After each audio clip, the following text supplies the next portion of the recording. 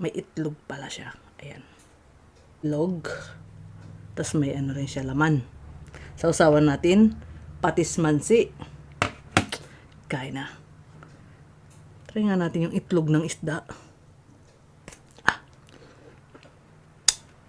Itlog.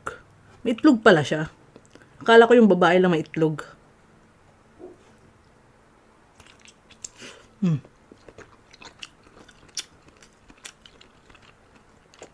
Tama, sabi ng bilhan ko. Masarap daw yung itlog ng lalaking isda. Masarap nga. Mas malinamnam. Tandaan nyo yan. Mas masarap ang itlog ng lalaki na isda. Isda. Sarap nga, malinamnam. Shout out sa pinagbilhan ko nito doon sa market. Kasi pag may itlog, tinatabi talaga niya sa akin. Thank you. Malinamnam talaga. Yung itlog.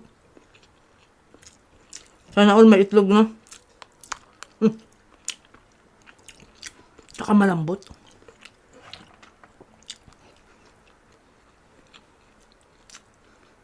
Pag buhay siguro, matigas to.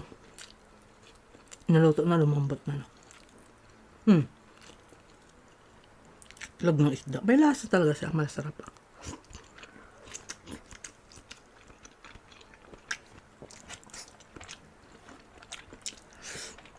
Siyempre, may gulay ito sa ilalim.